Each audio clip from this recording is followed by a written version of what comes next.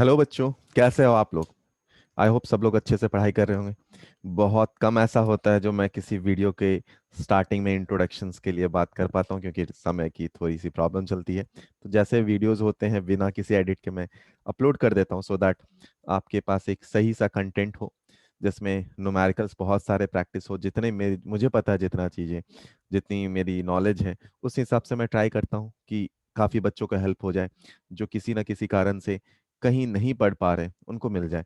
So maximum ऐसा हो पाता है कि मैं वीडियोस के स्टार्टिंग में ये तक नहीं बोल पाता हूँ कि हाँ बच्चों, अगर पसंद आ जाए तो लाइक एंड शेयर कर देना। तो इसमें बोल देता हूँ कि प्लीज़ प्लीज़ प्लीज़, बहुत मेहनत होती है, काफ़ी ज़्यादा मेहनत होती है, सो दैट और जितनी भी मेरे पास समय होती है उसमें मैं कोशिश करता हूँ कि कुछ ना कुछ कर दिया जाए और अच्छा क्वालिटी का करा जाए, बिना किसी प्रोपेगेंडा एंड कि वो अच्छा है वो बुरा है। सभी अपनी जगह अच्छे हैं। मेरा बस काम यही है कि जो मुझे आता है मैं उसके अपने हिसाब से सबको हेल्प कर पाऊँ, जितनी मेरी ताकत है, जितनी मेरी क्षमता है। इस वीडियो में तो हाँ, अगर अच्छी लग जाए वीडियो तो प्लीज़ अपने दोस्तों को फॉरवर्ड जरूर करना, शेयर करना, बोलना चैनल को लाइक कर देने के लिए। ये थोड़ा सा हमारे लिए भी अच्छा होगा कि एक मोटिवेशन मिलता रहेगा कि हाँ भाई, कुछ लोग कुछ तो अच्छा दिख रहा है। एक सुकून सा मिलता है जब ज्यादा वीडियो लोग देखते हैं। सो अगर अच्छा लगे स्टिल तो बहुत अच्छी बात है, शेयर कर दीजिएगा। नहीं अच्छा लगे तो सजेशन बता सकते हैं बिंदास। अपना पोटेंशियल एनर्जी बहुत लो रहता है, चिल मार के आप बता सकते हैं। ऑलराइट, सो ये जो वीडियो है ये बेसिकली जेई के पॉइंट ऑफ व्यू के लिए है। काफी बच्चे कंफ्यूज होते हैं। इस साल के पेपर पिछले साल के पेपर का थ्रो एनालिसिस है। इस साल के पेपर भी मैंने सॉल्व किया, पिछले साल के भी सॉल्व करके उसको कंबाइन चैप्टर वाइज डाटा में रखा, तो थोड़ा सा टाइम इसीलिए ज्यादा लगा। हर डेट के हिसाब से कौन कौन से टॉपिक से कितने क्वेश्चन आए थे, कौन से कैटेगरी में होते हैं, तो जितने भी पॉसिबिलिटी है चीजें आप समझने वाले, जो भी आपके दिमाग में कंफ्यूजन होगा वो शायद इसमें निकल जाएगा। कोशिश कर रहा हूँ कि वो आपका कंफ्यूजन यहाँ से निकल जाए। कुछ अगर सजेशन हो तो बिंदास आप बता सकते हैं। कोई लोड नहीं है जीवन में ऐसा, है ना। तो आप बिंदास बता सकते हैं कि सर इस पे भी बना दो। तो जितना मौका मिल पाएगा मैं कोशिश करूंगा कि वो आपको बता दिया जाए, जितना मुझे पता है और जितना मेरे से मेहनत से हो पाएगा। ऑलराइट, तो चलिए बिना किसी फर्दर डिस्कशन के अपन काम पे आ जाते हैं। आइए, ये अपने पास इस साल के पेपर का एनालिसिस है, जिसमें सारे पेपर्स को मैंने सॉल्व करे हैं और उसके हिसाब से ही ये डाटा निकाला है मैंने। ठीक है, तो अगर 24 तारीख की बात की जाए, 24 का शिफ्ट ए की बात की जाए, और सॉरी सारे फोटोज बस पेन पेपर पे लिख कर डाल दिया है, तो उसके लिए अगर कहीं दिक्कत हो जाए तो बिंदास बता देना। हाँ, पीपीटी बनाने का मौका ज्यादा नहीं मिल पाया, तो एज अ इमेज फॉर्म ही सबने डाल दिया है, तो आप मैनेजेबल है यार। चलो, तो यूनिट मेजरमेंट से बात की जाए तो 24 तारीख को एक आया था। 24 के बी को भी एक आया था, बट 25 में दो सवाल आए थे। 25 के बी में भी एक सवाल थे, 26 के एक और 26 के बी के भी एक। तो शिफ्ट ए एंड बी दोनों में लगभग देखा गया कि एक सवाल तो ये मिनिमम रह ही रहा है, जो कि एक्सपेक्टेड भी है। अगर मोशन इन वन डी की बात की जाए तो वहां पर एक सवाल एक सवाल एक सवाल एक सवाल, बट 26 के डेट को कोई सवाल उसमें नहीं देखने को मिला। मोशन इन 2D की बात की जाए, जिसमें हम लोग प्रोजेक्टाइल वगैरह की बात करते हैं, rain problem, umbrella problem, closest approach वगैरह की बात करते हैं, तो उसमें 25 को एक सवाल था, 25 को बी को भी सवाल था, 26 के ए को सवाल था, लेकिन 26 के जो सेकंड शिफ्ट था उसमें सवाल नहीं था। जो देखा जाए तो 24 का शिफ्ट ए का पेपर बाकी पेपर के कंपैरिजन में बहुत ज्यादा सिंपल था, तो उसमें स्कोर करने के चांसेस आपके ज्यादा बन जाते हैं। हाँ, परसेंटाइल में बाद में सब कुछ नॉर्मलाइज हो जाता है, और तो उसकी कोई बात नहीं है, लेकिन हाँ, 24 का पेपर अच्छा था, आसान सा था। बाकी पेपर ओके लेवल पे आ चुके थे। लॉज ऑफ मोशन की बात की जाए तो 24 के शिफ्ट में जो ए था शिफ्ट, उसमें दो था, उसके बाद सीधा 26 में दो दो सवाल अपने को दिखे। तो अगर देखा जाए ऑन एन एवरेज लिया जाए तो इसमें भी एक सवाल तो आ ही जा रहे। वर्क पावर एनर्जी से हर शिफ्ट में एक सवाल थे, लगभग हर शिफ्ट में। 26 के फर्स्ट शिफ्ट में एक सवाल नहीं देखने मिला था, एक दो सवाल। हाँ, एक और बात कि ऐसा भी हो सकता है एक दो सवाल मिस हो, क्योंकि कुछ पेपर्स में 27-28 क्वेश्चन ही थे, एक दो सवाल मिसिंग थे, तो मे बी 1-2% की एरर हो सकती है, क्योंकि वो क्वेश्चन मुझे नहीं मिल पाए थे जब मैंने सर्च करा था। ऑलराइट, तो वो बातें भी क्लियर रहनी चाहिए। रोटेशन की बात की जाए तो रोटेशन में 24 के 1 तारीख को या फर्स्ट शिफ्ट को एक, उसके बाद वाले में सेकंड शिफ्ट में दो, जो कि पेपर ठीक ठाक फिर बनने लगा था। फिर इस वाले शिफ्ट में 25 में कोई सवाल नहीं, फिर यहाँ पर भी एक एक एक एक, तो रोटेशन से भी एक सवाल आप देख सकते हैं। इस बार ग्रेविटेशन को बहुत सवाल ग्रेविटेशन से निकले। ग्रेविटेशन के पहले 24 के पहले शिफ्ट में तो दो, फिर एक, फिर दो, फिर एक एक, 25 में एक एक, लेकिन 26 वाले में तो 3 सवाल पूछ लिए गए। ठीक है, तो काफी ज्यादा सवाल ग्रेविटेशन से थे इस बार। अगर सॉलिड से बात की जाए तो एक सवाल थे 24 के सेकंड शिफ्ट में, 26 में एक एक सवाल थे, तो लगभग इसका आने का जाने का प्रोबेबिलिटी कुछ खास 50% बोल सकते हैं हम लोग कि आ रहा है, नहीं भी आ रहा है। फ्लूइड से भी इस बार सवाल कम थे, फ्लूइड से भी एक ही सवाल, वो भी 26 के लास्ट शिफ्ट में देखने मिला, थर्मल प्रॉपर्टी से।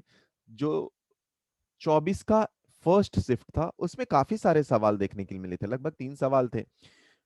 जो 25 का ए शिफ्ट है उसमें भी एक सवाल, एंड देन 26 के बी शिफ्ट में मिले थे एक सवाल। तो देखो बेटा, जो टॉपिक यहाँ पर ज्यादा, जैसे कि ग्रेविटेशन में इस बार बहुत ज्यादा सवाल पूछे गए, तो अगले दो में प्रोबेबिलिटी थोड़ी सी ज्यादा सॉलिड की, ये नहीं मैं बोल रहा हूँ कि ग्रेविटेशन से पूछेगा ही नहीं, बट थोड़ी से चांसेस बन जाते हैं सॉलिड के आने की। थर्मल प्रॉपर्टीज में भी देखा जाए तो एक एक सवाल है, तो इस बात को आप दिमाग में रख सकते हैं। फ्लूइड से कम सवाल थे, तो अगले जो चांसेस बनेंगे, अटेम्प्ट बनेंगे, उसमें फ्लूइड से भी एक एक सवाल, थोड़े से सवाल ज्यादा आप एक्सपेक्ट कर सकते हैं। सॉलिड फ्लूइड मिलाकर तो 6 लगभग हो ही जाएंगे, सवाल आने ही चाहिए। केटीजी से बात की जाए बेटा, तो केटीजी से भी लगभग हर शिफ्ट में एक एक सवाल तो आया ही है। यहाँ पर 2 सवाल आया है, बट 24 के पहले शिफ्ट में नहीं था। वेरएज थर्मोडायनेमिक्स एज यूजुअल बहुत इंपॉर्टेंट, तो यहाँ भी 6 से 7 सवाल, 7 सवाल दिख रहे हैं। एक दो सवाल मिसिंग हो सकते हैं किसी शिफ्ट का, वो लास्ट के एक दो सवाल कुछ कुछ पेपर में नहीं आए हैं, मिल पाए थे। ठीक है, तो थर्मोडायनेमिक्स केटीजी एज यूजुअल सभी को पता है ये बात कि बहुत इंपॉर्टेंट होता है। देन ऑसिलेशंस की बात की जाए तो इस बार ऑसिलेशन से बहुत सवाल थे। ऑसिलेशन से देखा जाए तो मिनिमम 2 तो पूछे ही गए हैं, 2 3, 26 में तो 4 4 पूछ लिए गए थे, और बहुत सारे सवाल सिंपल थे। तो अगर ऑसिलेशन इस बार ज्यादा है तो थोड़ा सा वेव को प्रोबेबिलिटी अगले में ज्यादा बढ़ जाता है। ऐसा नहीं कि ऑसिलेशन से बिल्कुल नहीं पूछेगा, मिनिमम 1 से 2 सवाल तो होते ही हैं इस बार, लेकिन थोड़े ज्यादा ऑसिलेशन से सवाल आए हैं। तो इस बात को दिमाग में रखना कि ऑसिलेशन से ज्यादा है, तो अगले बार वेव की चांसेस बन जाते हैं कि ज्यादा पूछे जाने की। वेव से देखा जाए तो एक एक सवाल ही पूछा गया। ठीक है, अगर आप बात करते हैं 12 में, तो 12 में इलेक्ट्रोस्टैट्स की बात की जाए, दोनों पार्ट की, तो लगभग 24 में देखा जाए तो 2 सवाल थे टोटल इलेक्ट्रोस्टैट्स के। यहाँ भी 2 सवाल है, यहाँ भी 2 सवाल है, लेकिन 25 का जो शिफ्ट बी था वहां 4 सवाल आ गए थे। ठीक है, बाकी दो दो सवाल तो इलेक्ट्रोस्टैटिक जो अपने को पता है, फील्ड एंड पोटेंशियल वाले सारे पार्ट, कैपेसिटेंस इंक्लूडिंग कैपेसिटेंस, तो 2 सवाल तो मिनिमम आप एक्सपेक्ट कर सकते हैं, जो यहाँ पे दिख भी रहा है। करंट की बात करें तो करंट में वही कांस्टेंट है, एक एक एक एक का सवाल। मूविंग चार्ज एंड मैग्नेटिज्म से इस बार थोड़े से कम दिखे गए थे सवाल, जिसमें शिफ्ट ए में एक आया था 24 के, ये 24 वाला लाइन रो है, यार याद रखना है ना। अगर 25 का ए का बात किया जाए, शिफ्ट ए का, तो उसमें था, फिर कम सवाल दिखे बाकी। Moving charge magnetism and matter की बात की जाए तो वहां पर एक सवाल दिखा अपने को 24 का सेकंड शिफ्ट में, एंड यहाँ 25 का फर्स्ट शिफ्ट में दिखा गया। ईएमआई की बात करें तो इस बार ईएमआई से थोड़े कम सवाल थे, बट एसी करंट से बहुत ज्यादा सवाल पूछे गए थे। तो अब अगले बार देखो बेटा, इस बार एसी से ज्यादा पूछेंगे, तो अगले बार बहुत ज्यादा चांसेस हैं कि ईएमआई पे सवाल को बढ़ाया जाए। ठीक है, तो ईएमआई अगले अटेम्प्ट के लिए ईएमआई को अपना थोड़ा अच्छा कर लेना। ईएम वेव का सवाल देखा जाए तो लगभग एक एक सवाल पूछा गया था, 2 शिफ्ट में नहीं था, बट आई थिंक जो क्वेश्चंस मैं बोल रहा हूँ मिसिंग वाले, वो इसमें होंगे, क्योंकि ईएम वेव का जनरली एक सवाल हर पेपर में तो मिल ही जाता है। रे ऑप्टिक्स से भी इस बार सवाल कम थे। इस बार देखा जाए तो रे ऑप्टिक्स से सवाल अपने पास टोटल भी मिलाया जाए तो वो 4 सवाल ही हैं, जो थोड़ा सा यूजुअल मैनर जो है उससे कम है।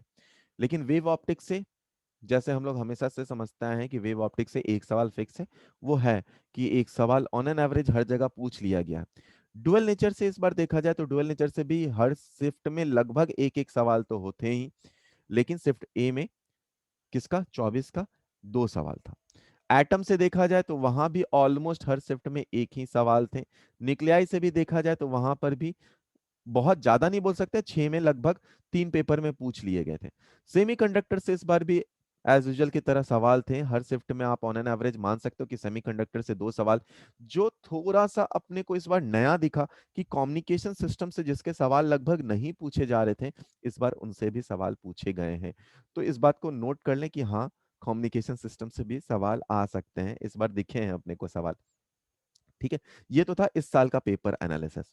ठीक है, जो अभी फेब अटेम्प्ट का था उसका है।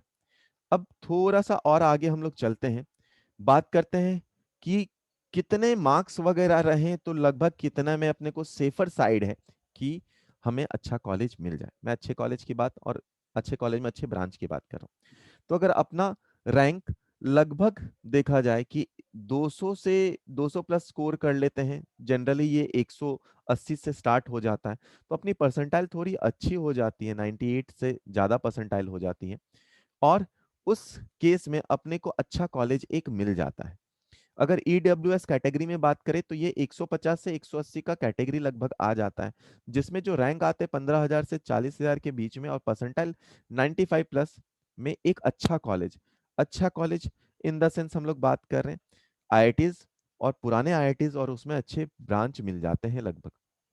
ठीक है, ये मैं नहीं बोल रहा हूँ, मैंने बहुत जगह से सर्च करा उसके बाद, है ना। तो सब जगह के पिछले कुछ सालों के निकालने के बाद है। ठीक है, तो बाकी उसी चीज को आगे कंटिन्यू करते हैं। ओबीसी की बात करें तो ओबीसी में देखा जाए तो इनका अगर 120 मार्क्स तक लाते हैं तो इनके लिए अच्छा कॉलेज मिलने की प्रोबेबिलिटी बहुत बढ़ जाती है।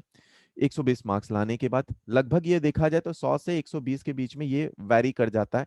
तो इनको अच्छे कॉलेज में अच्छे ब्रांचेस, जिसमें सबसे फेमस ब्रांच की बात करूं तो अभी के टाइम पे जो सीएस एंड ईसी की बात करें तो दोनों मिलने की प्रोबेबिलिटी बढ़ जाते हैं। अगर एसटी एससी की बात करें तो इनके लिए थोड़ा सा चीजें आसान हो जाती है। आसान भी डिपेंड करता है कि आप कहाँ से बिलोंग कर रहे हैं, आपका बेसिक प्रिपरेशन कैसा है। तो उसके हिसाब से इनकी टॉपिक के हिसाब से देखा जाए तो इनको अगर ये 80 से 100 मार्क्स ले आते हैं तो इनके लिए बहुत बढ़िया होता है और बहुत ज्यादा चांसेस बन जाते हैं। दोनों की कैटेगरी के लिए बात करें तो लगभग लगभग इनके लिए सेम ही है, तो 60 से 80 या 60 से आप 90 रख लो। एस टी एस सी दोनों के लिए थोड़े से आसान हो जाते हैं, बट थिंग इज कि आप अगर कंसेप्ट को क्लियर रखें तो। और देखो बेटा, आप हमेशा याद रखना कि कोई भी एग्जाम होंगे अपने पास 50% सवाल ऐसे होंगे हर सब्जेक्ट से जो आप आसानी से कर सकते हो। तो उस पे अपना थोड़ा दिमाग लगाएं और उसके लिए आसान टाइप के सवाल को खोजें पहले। कहीं लिखा नहीं रहेगा दिस इज इजी टाइप, आपको वो खुद ही निकालना पड़ेगा, तो उसके लिए आपको थोड़ा मेहनत करना पड़ेगा। कई बार मैंने ये भी बताया है वीडियोस में या जब क्वेश्चन सॉल्व करता रहता हूँ कि आपको अगर किसी भी न्यूमेरिकल को बताना है बेटा तो 3 स्टेप को हमेशा याद रखने। पहला, अंग्रेजी समझना, तो आप पहले इंग्लिश को समझें, उसमें क्या गिवन डाटा है उसको लिखें, क्वेश्चन क्या कहना चाह रहा, तो हर एक लाइन को पढ़ें और उस लाइन से गिवन डाटा जो पूछा गया है उसको लिखें। फिर बाद में देखें क्या पूछा गया है ना, क्या पूछा गया है। अब इन दोनों से लेकर आप रिलेशन निकालें कि फिजिक्स का कौन सा कंसेप्ट लग रहा है यहाँ पर, फिजिक्स का कौन सा कंसेप्ट लग रहा है अपने पास। और इसके बाद मैथमेटिकल कैलकुलेशन, मैथमेटिकल कैलकुलेशन।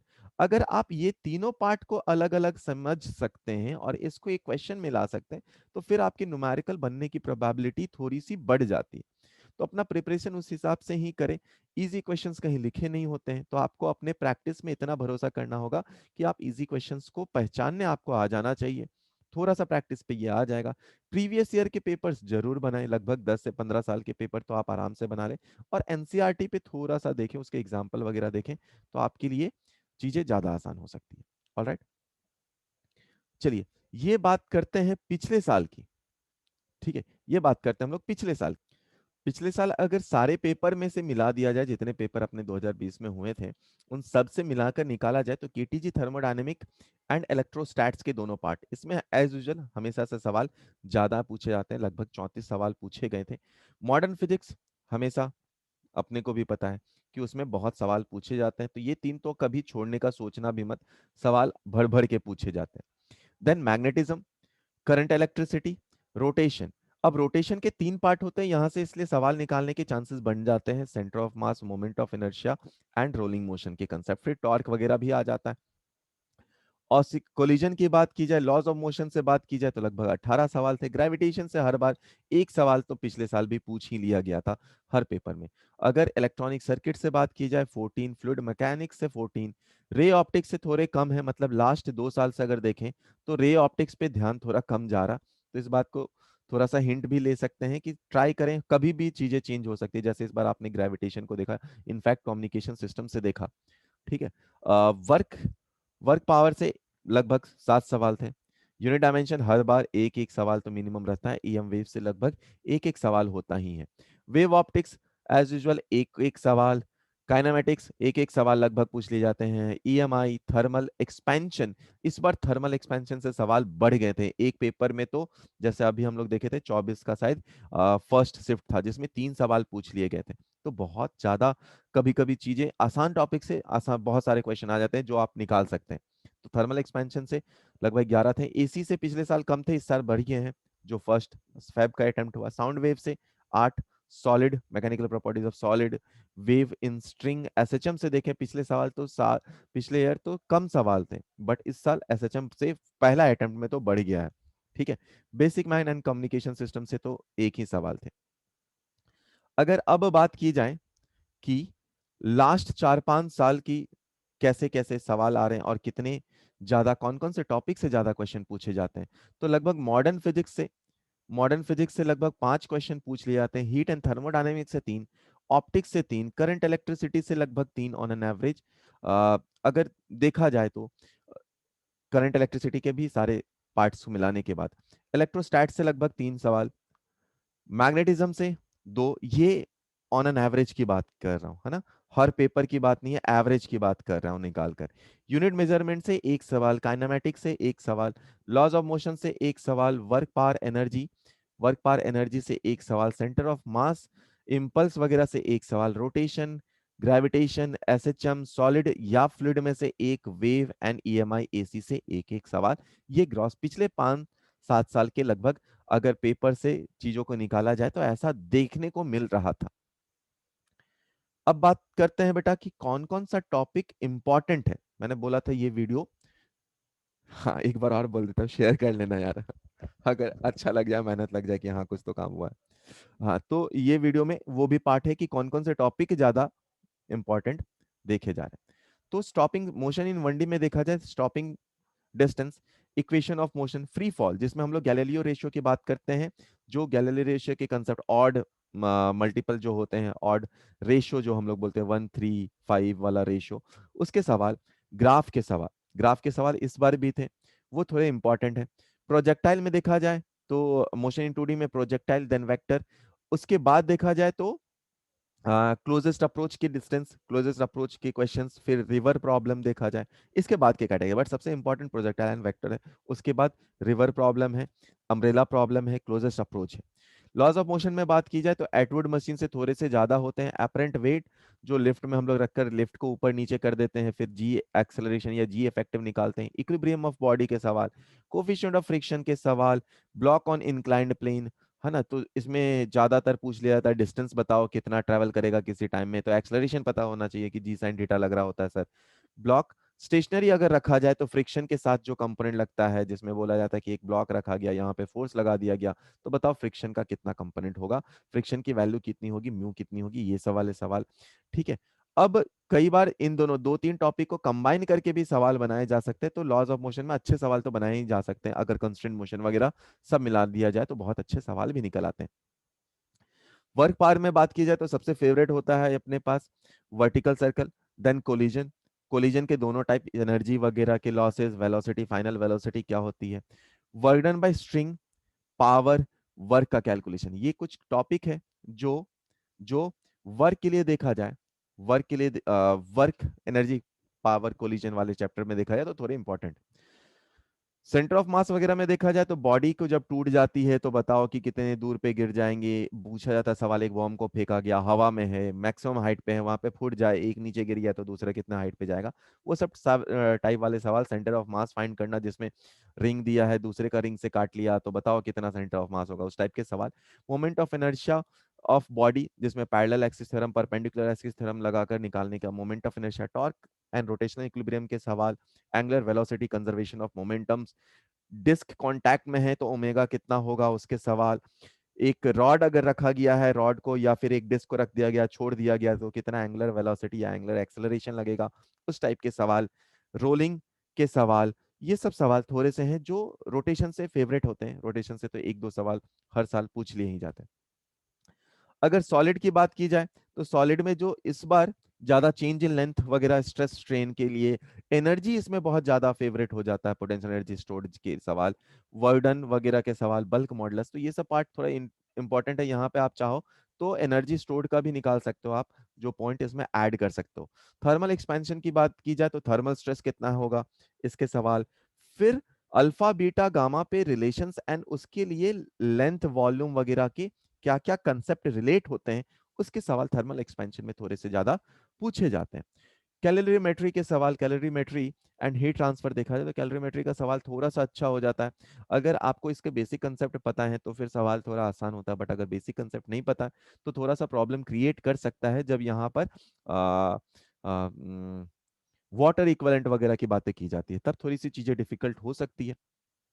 अगर हीट लॉस की बात की जाए, है ना, कैलोरीमेट्री में तो एक बुलेट आता है, वो जाकर किसी एक सपोज आइस क्यूब में टकरा गया, तो बताओ कितना हीट लॉस होगा, या कितना अमाउंट ऑफ वाटर कन्वर्ट हुआ होगा, आइस कन्वर्ट हुआ होगा वाटर में, तो ये सब टाइप के सवाल इसमें पूछ लिए जाते हैं। Then thermal resistance of slab का, एक दो स्लैब को कनेक्ट कर दिया गया तो बताओ इंटरमीडिएट टेम्परेचर कितना होगा, ये सब वाले सवाल, या हीट फ्लो का रेट कितना होगा, ये सब के सवाल स्टीफेंस लॉ से फेवरेट होते हैं। स्टीफेंस लॉ से सवाल, विंस डिस्प्लेसमेंट से सवाल पूछना थोड़ा कॉमन हो गया है, Newton's law of cooling, and last में बन जाता है आइस स्लैब का थिकनेस वाला पार्ट।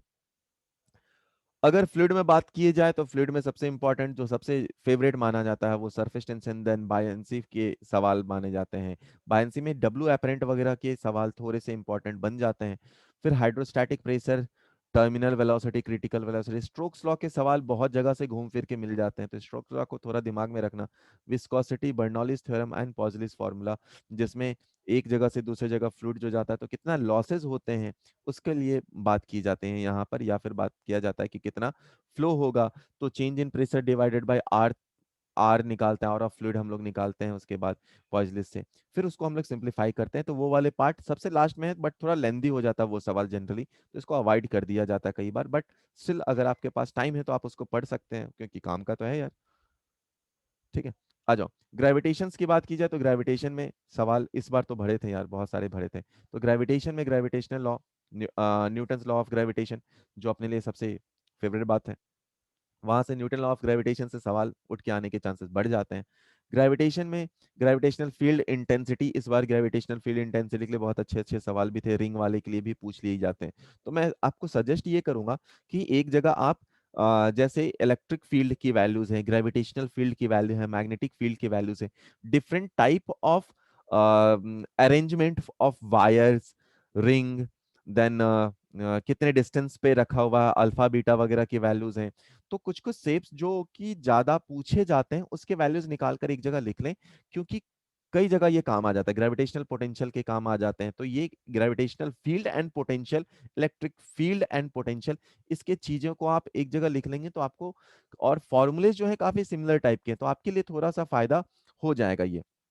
अगर केटीजी की बात करें तो RMS speed, molecular molar specific heat के बीच रिलेशंस वगैरह जो पूछे जाते हैं गामा के टर्म्स में, वो इंपॉर्टेंट है। सीपीसीवी निकालना, internal energy, degree of freedom and mean free path, ये सभी उसी ऑर्डर में दिए हैं जो ज्यादा पूछे जाते हैं उसके हिसाब से दिया गया। थर्मोडायनेमिक्स से बात की जाए बेटा, तो थर्मोडायनेमिक्स में एक वर्क डन, इंटरनल एनर्जी हर बार पूछा जाता है लगभग, डिफरेंट प्रोसेस के लिए, then work done and efficiency, Carnot engine, indicator diagram and इसके कन्वर्जन। देख बेटा, कार्नाट इंजन के साथ साथ आप पंप एंड रेफ्रिजरेटर को भी ध्यान में रख सकते हो। रेफ्रिजरेटर, तो ये कार्नाट इंजन वाले पार्ट में ये सब कुछ आ जाता है, और इसी में इफिशिएंसी का रिलेशन पूछ दिया जाता है, पंप के साथ क्या है, रेफ्रिजरेटर के साथ क्या है, तो इस बात को दिमाग में रखें। कई बार इंट्रोपी के सवाल भी छोटे छोटे एक दो बार दिखने आते हैं, तो इंट्रोपी का भी सवाल को अपने दिमाग में रखें, वो भी कभी कभी पूछ लिया जाता है। अगर अगला बात करें तो एसएचएम वेव वगैरह में, तो इक्वेशन इस बार तो एसएचएम से बहुत सारे सवाल थे, इक्वेशन ऑफ एसएचएम जिसमें टाइम पीरियड निकालना कई बार पूछा गया, स्प्रिंग ब्लॉक सिस्टम से बहुत सारे इस बार थे। इस बार अ, फिर पेंडुलम से रिलेटेड सवाल होता है, पेंडुलम और थर्मल एक्सपेंशन को कई बार मिला दिया जाता और वहां से सवाल बहुत बढ़िया बना दिया था। तो उसको थोड़ा ध्यान रखें कि पेंडुलम से सवाल बन सकते हैं, जैसे लेंथ को इंक्रीज होने पे टाइम पीरियड पे क्या असर हो जाएगा, जिसको आप एरर एनालिसिस से निकाल सकते हैं। कई बार एरर एनालिसिस से निकालते हैं और कई बार नॉर्मल रेशियो लेकर भी निकालना होता है जिसमें, तो इस बात का दिमाग में थोड़ा ख्याल रखें कि एरर एनालिसिस जो एप्लीकेबल है वो सिर्फ 10% से जब एरर हो कम तभी एप्लीकेबल है और तभी हम लोग उसको यूज कर सकते हैं। कई बार बच्चे डायरेक्टली यूज कर देते हैं और उनका वो ऑप्शन वहां पे वेट कर रहा होता है ना, जो कि पहला ही होता, बच्चे दूसरा ऑप्शन तो पढ़ते ही नहीं, पहला टिक करा निकल गए, जो कि गलत वहां पे लिखा ही जाता है ऐसे सवालों में। तो उस बात को थोड़ा दिमाग में रखें कि एरर कब लगा सकते हैं, 10% से कम रहे तब। देन टाइम पीरियड के डिफरेंट डिफरेंट सवाल, इसमें अभी थोड़ा सा कम हुआ है रेजोनेंस वगैरह के, बट चाहे तो आप रेजोनेंस एंड डैम्प्ड ऑसिलेशन को भी थोड़ा सा आप देख सकते हैं, वहां पर भी उसको, वो ऐसा पार्ट है डैम्प्ड ऑसिलेशन जो जनरली हर कोई नेग्लेक्ट कर देता है, बट कभी भी चीजें बदल सकती है, तो इसलिए थोड़ा सा देख लेने में कोई खास बात नहीं है, आधे घंटे के अंदर में आप देखकर उसको निकल सकते हैं। वेव की बात की जाए तो general equations, tension in the string, इस पे सवाल सबसे ज्यादा निकल के आता है, टेंशन। फिर इंटरफेरेंस, अब ये जो टॉपिक है ये वेव ऑप्टिक्स में भी कॉमन है, तो वहां पे भी आपको थोड़ा सा हेल्प मिल जाएगा। फिर स्टेशनरी वेव, ऑर्गन पाइप से रिलेटेड सवाल जिसमें रेजोनेंस वगैरह की बात की जाती है, बीट फेनोमेना की बात की जाती है, बीट फेनोमेना की बात की जाती है जिसमें बोला जाता है एक ट्यूनिंग फॉक है उसमें कुछ सामान रख दिया गया, फ्रीक्वेंसी बताओ कितना होगा, बीट कितना होगा, वो सब सवाल पूछे जाते हैं, तो वो भी थोड़ा सा अच्छा है। फिर डॉपलर के इफेक्ट तो एज यूजुअल काफी फेवरेट होते हैं, intensity of wave then pressure wave. अगर बात की जाए इलेक्ट्रिक पोटेंशियल्स एंड फील्ड की, तो इस टॉपिक पे अगर हम लोग थोड़ा सा और डिटेल में देख, अगर इसमें देखा जाए तो इलेक्ट्रोस्टैटिक और फील्ड वाले, ये ऐसा कंसेप्ट है बेटा जो बहुत ज्यादा आपके लिए यूजफुल है। तो जब भी मैंने फिर पहले भी बोला था, अभी भी बोल रहा हूँ कि ग्रेविटेशन पढ़ें, तो ग्रेविटेशन के बाद इसे जरूर पढ़ें, दोनों को आसपास ही पढ़ें तो आपके लिए ज्यादा बेहतर रहेगा। तो इसमें चार्ज कन्फिग्रेशंस, अब वहां पे फोर्सेस बिटवीन चार्ज, तीसरा चार्ज रख दिया गया, इक्विलिब्रियम में रख दिया गया, पेंडुलम की जैसा अगर रख दिया जाए तो टाइम पीरियड बताओ, फोर्स से रिलेटेड, कूलम्स लॉ से रिलेटेड जो सवाल होते हैं वो बहुत भारी मात्रा में पूछे जा सकते हैं। ठीक है, उसके बाद जो पूछा जा सकता है वो है फील्ड के सवाल, फील्ड ड्यू टू डाइपोल्स वगैरह के, और बहुत सारे डाइपोल्स डाइपोल के बाद उसका जनरल पॉइंट में डाइपोल का पूछा जा सकता है, जो कि थोड़ा सा अच्छा सवाल बना देता है।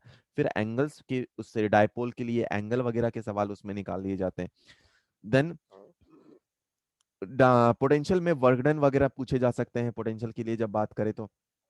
अब इलेक्ट्रिक फील्ड पोटेंशियल और उसके कारण जो रिलेशन आता है जिसमें हम लोग इक्वी पोटेंशियल के सवाल वगैरह करते हैं, वो इंपॉर्टेंट है। Potential due to concentric circles अगर बात किया जाए या सेल्स की बात की जाए, उसके सवाल है। Potential energy of the system of charges, motion of charge particle in in field, जिसमें एक ऊपर प्लस रखा जाता है एक माइनस रखा जाता है, इस बार भी चार्ज, इस बार भी इस टाइप का सवाल है, तो ये थोड़ा सा घूम जाता है। अगर कोई इलेक्ट्रॉन को थ्रो किया जाए तो बताना होता है कि कितना वाई है या कितने दूर पे जाकर टकराएगा, या फिर बोला जाता है टेन थीटा वगैरह निकालो, तो उसके सवाल जो कि लास्ट वाला पार्ट है। कैपेसिटेंस देखा जाए तो कैपेसिटेंस, सी इक्विवेलेंट तो बहुत पूछा जाता है, सबसे ज्यादा सी इक्विवेलेंट पूछा जाता है। फिर अगर डाइलेक्ट्रिक डाल दिया जाए तो क्या क्या चेंज हो जाते हैं, चार्ज कितना हो जाता है, एनर्जी स्टोर्ड क्या होते हैं। उसके बाद एनर्जी स्टोर्ड में चार्जिंग डिस्चार्जिंग से भी इस पे सवाल पूछ लिए जाते हैं कैपेसिटर में, कि कितना होगा कितने टाइम के बाद टाइम कांस्टेंट के बराबर हो जाए, तो वो सब चीजें थोड़ी सी इसमें इंपॉर्टेंट हो जाती हैं कैपेसिटर में। नेक्स्ट बात करें हम लोग तो करंट इलेक्ट्रिसिटी, सबसे फेवरेट पार्ट, इक्विवेलेंट रेजिस्टेंस निकालो भाई साहब, बहुत बहुत बहुत सवाल पूछे जाते हैं, सबसे ज्यादा यही इंपॉर्टेंट है। उसके बाद पावर हीटिंग इफेक्ट के क्वेश्चंस कॉम्बिनेशन जिसमें सेल वगैरह भी आ जाते हैं, पोटेंशियोमीटर, मीटर ब्रिज के सवाल। अब पोटेंशियोमीटर एक ऐसा टॉपिक है जिसको आप कई बार बच्चे रटने का ट्राई करते हैं, रटो मत उसको, चाहो तो उसके कंसेप्ट को धीरे धीरे पढ़ो और फिर उसे सिंप्लीफाई करो। कंसेप्ट से सवाल करना थोड़ा आसान हो जाता है फिजिक्स में, ये विजुलाइज करने की बातें होती हैं, तो अगर आप जितना आराम से समझे, चाहे आप जिनसे भी पढ़े हों, नहीं जरूरत कहीं से भी पढ़ रहे हो यार, बट आप पढ़ो तो चीजों को विजुलाइज करो, बस एक ही मतलब होता है कि अगर आपको विजुलाइज नहीं हो रहे हैं चीजें, चाहे वो बातों से हो, चाहे आपको कुछ इफेक्ट दिखा के, कहीं भी हो, बस आपको विजुअलाइज हो जाना चाहिए और उसके बाद चीजें आपको समझ में आनी चाहिए। इतना ही काफी, और उससे रिलेटेड फिर तुरंत सवाल कर लीजिए। ठीक है, इतना ही है फिजिक्स का प्रिपरेशन। अगर मूविंग चार्जेस पे बात करी जाए तो लॉरेंज फोर्सेस पे सवाल बनने के चांसेस बन जाते हैं। अब इसमें आर निकालना, सर्कुलर मोशंस, पिच वगैरह निकालने के सवाल थोड़े से इंपॉर्टेंट हो जाते हैं। नेट मैग्नेटिक फील्ड के सवाल भी बन जाते हैं, फिर सोलेनॉइड वगैरह के लूप्स के कारण कितने होते हैं गैल मैग्नेटिक फील्ड की वैल्यू। तो magnetic field, electric field, gravitational field, सबको एक जगह तीनों को लिख दो, आपको रिलेशन खुद ब खुद दिखने लगेगा। Then solenoid, toroid, galvanometer and magnetic moment. Solenoid से ये इंपॉर्टेंट है बेटा कि सोलेनॉइड के सवाल यहाँ भी उठ के आते हैं और ईएमआई पे भी उठ के आ जाते हैं सोलेनॉइड से रिलेटेड। तो सोलेनॉइड के कारण मैग्नेटिक फील्ड कितना होता है, इस सबको थोड़ा दिमाग में रखना। कई बार बच्चे सिर्फ सेंटर का बात याद रखते हैं, एंड का कितना होता है वो भूल जाते हैं। तो वो सब चीजों को भी थोड़ा अपने दिमाग में रखना। टोरॉइड में कहाँ पे मैग्नेटिक फील्ड होता है, कहाँ नहीं होता है, इन सब चीजों को, छोटी छोटी बातें हैं, तो इनको आप थोड़ा समझ के रखें तो आपके लिए बेहतर होगा। अगर बात की जाए अगर बात की जाए electromagnetic index EMI and AC के, तो ईएमआई में सबसे ज्यादा induced motional EMF mutual inductance LCR circuit से इस बार सवाल बहुत ज्यादा थे, बहुत ज्यादा थे इस बार एलसीआर सर्किट से। तो एलसीआर सर्किट एसी में अगर देखा जाए तो एलसीआर सर्किट काफी फेज डिफरेंस, रेजोनेंस ट्रांसफार्मर वगैरह के सवाल ये इंपॉर्टेंट है, बट मोस्ट इंपॉर्टेंट ये है एसी के लिए, और मोस्ट इंपॉर्टेंट है अपने लिए ईएमआई के लिए। ठीक है, तो उसके बाद आता है म्यूचुअल इंडक्टेंस। तो इन तीन टॉपिक को तो गलती से भी मत छोड़ना, छोटे से टॉपिक हैं और आपको मार्क्स दे सकते हैं। रे ऑप्टिक्स में देखा जाए बेटा तो अभी कुछ सालों से सवाल इसके थोड़े से कम आने लगे हैं, बट फिर भी अगर इसके फेवरेट टॉपिक्स को देख लिया जाए तो मिरर वगैरह के number of image, then lateral shift वगैरह होता है। एपरेंट डेप्थ, इस बार जो सवाल आया था वो भी एपरेंट डेप्थ से रिलेटेड था कि एक फिश है यहाँ पर और यहाँ से बाहर से दिख रहा फिश भाग रहा, बताओ कितना वेलोसिटी होगा। तो एपरेंट डेप्थ वगैरह से रिलेटेड, फिर उसके वेलोसिटी से रिलेटेड सवाल ज्यादा पूछ लिए जाते हैं। देन टीआईआर से रिलेटेड चीजें काफी इंपॉर्टेंट है। मीनो प्रिज्म, प्रिज्म के कंसेप्ट बहुत इंपॉर्टेंट है बेटा, वहां से सवाल निकलते हैं। तो अगर अच्छा सवाल निकालना है तो वो उधर जाएंगे। फिर लेंसेज के सवाल, आपको पता ही है लेंसेज थोड़ा सा ज्यादा मेहनत खोजता है। Velocity of image, magnification, telescope and microscope के सवाल, जो जनरली ऑप्टिकल इंस्ट्रूमेंट के सवाल फिक्स होते हैं कि उसको एक बार जरूर पढ़ लेना, नहीं तो मैंने याद करने का तरीका के साथ बताया हुआ बेटा। बहुत सारे ऐसे चीजें हैं जो मैंने पहले ही क्रैश कोर्स के लिए डाल रखा, अब धीरे धीरे और भी डालता जा रहा हूँ। तो जैसे आपको लगे कुछ एक ऐसा टॉपिक जो आप चाहते हो कि सर बाकी के पहले इसको भेज दो, तो बता देना, मैं ट्राई करूंगा अपने एंड से कि जितना जल्दी हो उसे डाल दिया जाए।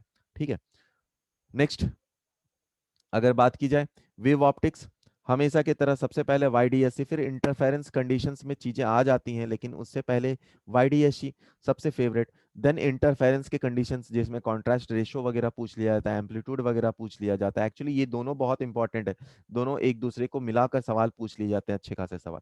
फिर डिफ्रैक्शन एंड उसके बाद पोलराइजेशन से रिलेटेड चीजें। डुअल नेचर में देखा जाए तो de Broglie wavelength, photo electric effect सबसे ज्यादा पूछे जाने वाले सवाल हैं। अब इन दोनों के बाद इस चैप्टर में कुछ बाकी ही नहीं रहता खास, बट स्टिल कई बार डीप फोटो इलेक्ट्रिक इफेक्ट के बाद ग्राफ से रिलेटेड चीजें पूछ ली जाती है इसी के। ठीक है, तो वो भी थोड़ा सा दिमाग में रखें। बात की जाए एटम्स की, तो एटम में energy required for electron for excitation, जिसमें हम लोग एटम्स में डिफरेंट सीरीज की बात करें तो वहां से सवाल निकलने के थोड़े से ज्यादा पॉसिबिलिटी होती है कि कौन सा वेवलेंथ वगैरह क्या होता है, वो पूछ लिया जाता है। फिर ट्रांसलेशन ऑफ इलेक्ट्रॉन्स, इसके डायग्राम, फ्रीक्वेंसी, वेवलेंथ जो ऐसा अभी बताया मैंने। फिर एनर्जी लेवल पॉसिबल और बाइटल के लिए क्या क्या होते हैं, इन सब चीजों से रिलेटेड चीजें और सवाल थोड़े से काम के अपने लिए हो जाते हैं। न्यूक्लियाई की बात की जाए तो इसमें हाफ लाइफ का सवाल, रेडिएशन का बहुत पूछा जाता है। बाइंडिंग एनर्जी, अब यहाँ पर बेटा जैसे ही एएमयू में चीजें आती हैं थोड़ा सा कैलकुलेशन लेंदी हो जाता है। सो अगर आपका कैलकुलेशन बहुत खतरनाक नहीं हो, आप इतने परफेक्ट नहीं है, तो थोड़ा सा उसको करने से पहले सावधान हो जाए। ठीक है, फिर अल्फा बीटा डीके की बात होती है जो उतना कुछ खास पूछा नहीं जाता। अगर ईएम वेव की बात की जाए तो हर बार एक सवाल तो मिनिमम ईएम वेव से आना ही है, जिसमें ईएम वेव का इक्वेशन, कई बार डिस्प्लेसमेंट करंट से घुमा फिरा के चीजें भी छोटे छोटे निकाल ली जाती हैं। ईएम वेव में जो रिलेशंस होते हैं, इलेक्ट्रिक फील्ड मैग्नेटिक फील्ड वाला रिलेशन, वो थोड़ा इंपॉर्टेंट, एनर्जी डेंसिटी इंटेंसिटी से रिलेटेड चीजें, and then red wavelength frequency से रिलेटेड चीजें, तो ये चीजें थोड़ी सी काम की है। सेमीकंडक्टर्स की बात की जाए तो सेमीकंडक्टर भाई साहब बहुत पूछा जाता है, बहुत हर जगह से निकाले जाते हैं, अब क्या ही बोला जाए। एक सवाल तो यहाँ से हर बार लगभग फिक्स ही है, लॉजिक गेट बुलियन एक्सप्रेशन से। फोटोडायोड ट्रांजिस्टर वगैरह काफी इंपॉर्टेंट है। अब डायड, जिसमें से जेनर डायड पे तो सवाल हर बार भी पूछा गया, इस बार भी पूछा गया जेनर डायड से रिलेटेड सवाल। तो अगर इंपॉर्टेंट की बात की जाए तो सेमीकंडक्टर में transistor, diode, half wave full wave rectifier, बाकी चीजें भी हैं, बट ये उन सबसे भी इंपॉर्टेंट चीजें मैं बता रहा हूँ जो अभी के पेपर में मुझे देखने को मिला है। ठीक है, लॉजिक गेट के सवाल। तो ये सब चीजें जेई में अभी तक जितनी चीजें हैं, जितने आपको सिलेबस से रिलेटेड चीजें कंफ्यूजन में आती है कि कौन सा टॉपिक कितना आ जाता है, वो सब का एनालिसिस है। थोड़ा मेहनत लगा है, अगर अच्छा लगे, है ना, ये शायद पहली बार वीडियो में किसी में मैं 2 बार बोल रहा हूँ कि अगर अच्छा लगे तो प्लीज अपने दोस्तों वगैरह को जरूर भेज देना, उनको बोलना कि अपने दोस्तों को जरूर भेजें, है ना, शेयर करें, हो सके तो सब्सक्राइब भी कर लें, बेल आइकन मिल जाए, मूड कर जाए तो दबा दें, और कमेंट करें अगर अच्छी चीज़ें अच्छी लगी हैं तो। कुछ सजेशन हो बिल्कुल बंदास बताएं, अपना पोटेंशियल एनर्जी बहुत लो है, अपन प्रेम से बोलते हैं कि हाँ भाई साहब आप सही हो, अगर कुछ इंप्रूवमेंट कीजिए, मैं कोशिश करूंगा उस चीज़ों को भी हटाने का, और उसको चीज़ों को, और जो चीज़ें अच्छी नहीं है उनको और अच्छे करने का, जैसे जैसे मौका मिलता जाएगा। ठीक है, तो ऐसे ऐसे करते चले जाएंगे अपन। स्टिल, धन्यवाद, टेक केयर, ख्याल रखिएगा, एंड बाय बाय।